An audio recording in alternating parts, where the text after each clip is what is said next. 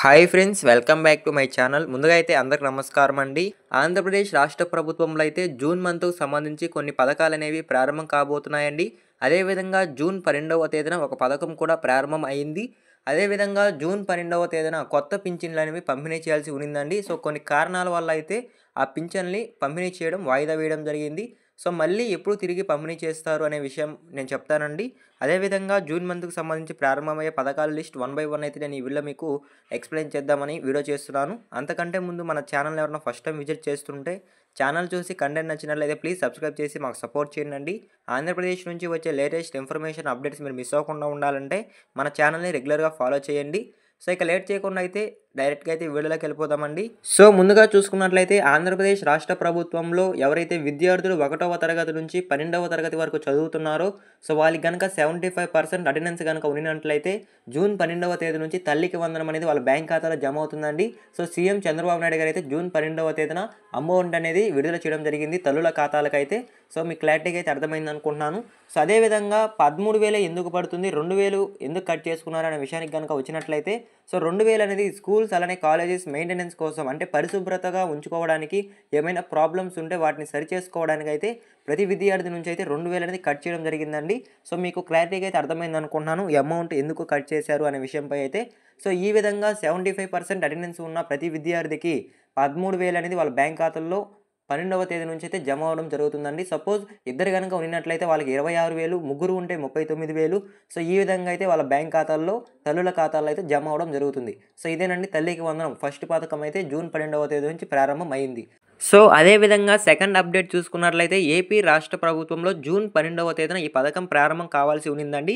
స్పోజ్ pensions అంటే వితంతువుల pensions, భర్త చనిపోయి ఎవరైతే ఫెన్షన్స్ కోసం అప్లై చేసుకుంటారో వాటినే వితంతువుల ఫెన్షన్ అంటారండి. సో ఇది మామూలుగా జూన్ 12వ తేదీన పంపిణీ చేయాల్సి ఉన్నింది. కాకపోతే ఆ రోజుకి కూటమి ప్రభుత్వం అధికారంలోకి వచ్చి ఒక ఏడాది పూర్తి అవుతున్న కారణంగా అయితే కొన్ని సమావేశాలు ఉండడం వల్ల ఈ ఫెన్షన్స్ అనేవి పంపిణీ చేయలేకపోయారండి.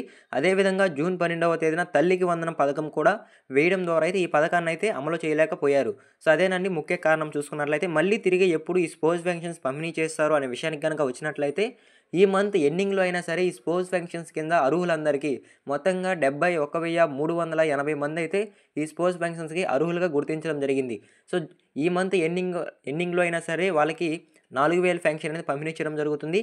లేదా జూలై 1వ తేదీన ఈ మంత్ ఫెన్షన్ అలానే నెక్స్ట్ మంత్ ఫెన్షన్ రెండూ కలిపి 8,000 అనేది ఈ వితంతువుల ఫెన్షన్స్ కింద అర్హులందరికీ అయితే ఇవ్వడం జరుగుతుంది. సో ఈ విధంగా అయితే పంపిణీ చేయడం జరుగుతుందండి. సో ఎందుకు పోస్ట్పోన్ చేశారనేది కూడా నేను చెప్పడం జరిగింది. సో మళ్ళీ ఎప్పుడు తిరిగి పంపిణీ చేస్తారనేది కూడా చెప్పడం జరిగింది. సో మీకు ఏదైనా డౌట్స్ ఉంటే నాకు కామెంట్ చేయండి అని నేనైతే రిప్లై ఇస్తాను. సో అదేవిధంగా నెక్స్ట్ చూసుకున్నట్లయితే జూన్ 12వ తేదీన ఇంకొక పథకం కూడా ఆంధ్రప్రదేశ్ రాష్ట్ర ప్రభుత్వంలో ప్రారంభం కావాల్సి ఉన్నింది.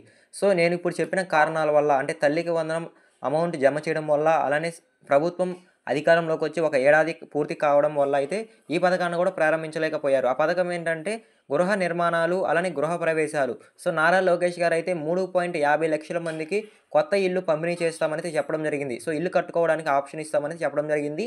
అలానే ఇల్లు పూర్తయి ఉండే వాళ్ళకి తాళాలు, అంటే ప్రవేశాలు చేయించుకోవడానికి తాళాలు ఇస్తామని కూడా చెప్పడం జరిగింది. కాకపోతే కొన్ని అనుకోని కారణాల వల్ల అయితే ఈ పథకం కూడా ప్రారంభం కాలేకపోయిందండి. సో మళ్ళీ ఎప్పుడు ప్రారంభిస్తారు అనే విషయానికి కనుక వచ్చినట్లయితే సో ఈ మంత్లో అయినా ప్రారంభించే అవకాశం ఉంది, నెక్స్ట్ మంత్లో అయినా ప్రారంభించే అవకాశం ఉంది. సో దీనికి సంబంధించి ఇంకా ఎటువంటి డేట్ అనేది రాలేదండి. సో డేట్ ఏమైనా వస్తే నేనైతే వీడియో రూపంలో చేస్తాను మీకు. సో మీకు క్లారిటీగా అయితే అర్థమైంది అనుకుంటున్నాను. సో ఈ విధంగా అయితే ఈ పథకం కూడా ప్రారంభం కాలేదు.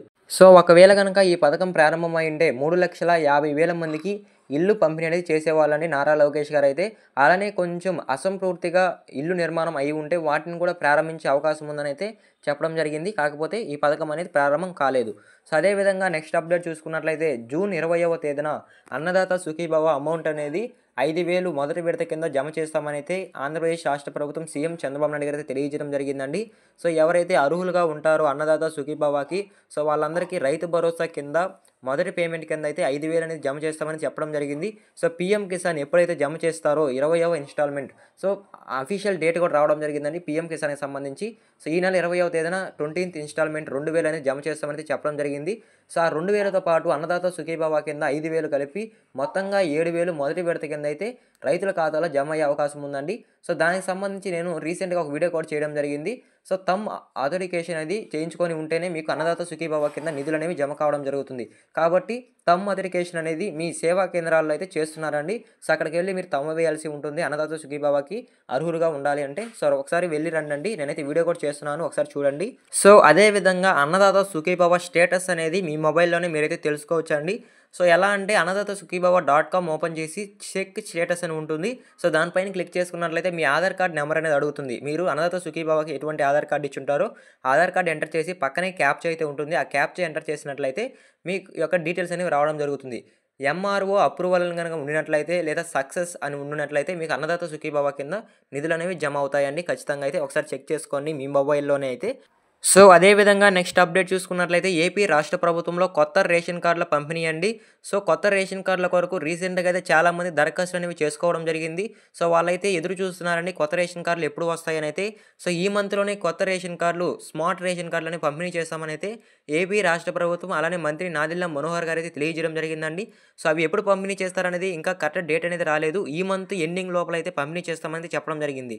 స్మార్ట్ రేషన్ కార్డ్ అంటే ప్రభుత్వం సంబంధించి ఎటువంటి లోగోలు లేకుండా సో ఎవరైతే కుటుంబ పెద్ద ఉంటారో వాళ్ళ వివరాలు మాత్రమే ఉండి సో వెనక భాగంలో కొన్ని డీటెయిల్స్ అనేవి ఉంటాయని తెలియజేయడం జరిగిందండి. సో చిన్న స్మార్ట్ రేషన్ కార్డ్ రూపంలో అయితే రావడం జరుగుతుంది. సో ఇప్పుడుండే రేషన్ కార్డుల లాగా అయితే రావండి.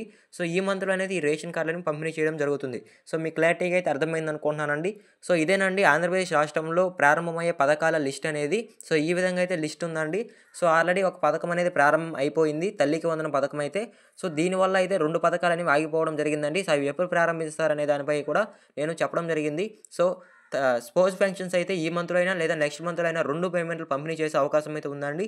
సో లేదంటే ఈ మంత్ ఎండింగ్ లోపల అయితే ఒక పేమెంట్ అనేది పంపిణీ చేసే అవకాశం ఉంది. సో ఈ విధంగా అయితే పథకాలనేవి ప్రారంభం కాబోతున్నాయండి. జూన్ మంత్‌కి సంబంధించి సీఎం చంద్రబాబు నాయుడు గారు అయితే ప్రారంభించబోతున్నట్లయితే సమాచారం రావడం జరిగింది. సో మీకు క్లారిటీగా అయితే అర్థమైంది అనుకుంటున్నానండి. సో మీరు వీడియో ఇప్పటి వరకు చూసి లైక్ చేయకుండా ఉంటే ప్లీజ్ లైక్ చేయండి. మీరు లైక్ చేయడం ద్వారా ఈ వీడియో మరికొందరు రికమెండ్ అయ్యే అవకాశం ఉంటుంది. వాళ్ళు కూడా యూస్‌ఫుల్ ఇన్ఫర్మేషన్ తెలుసుకుంటారు. నాకు కూడా కొంచెం మోటివేషన్ అనేది ఉంటుందండి నెక్స్ట్ వీడియో చేయడానికి. సో కాబట్టి ప్లీజ్ లైక్ చేసి వెళ్ళండి. అలానే ఎండ్ వరకు చూసుంటే థ్యాంక్ యూ ఫర్ వాచింగ్ అండి. మరొక ఇంట్రెస్టింగ్ వీడియోతో మీ ముందుకు వస్తాను. అంతవరకు జై హింద్.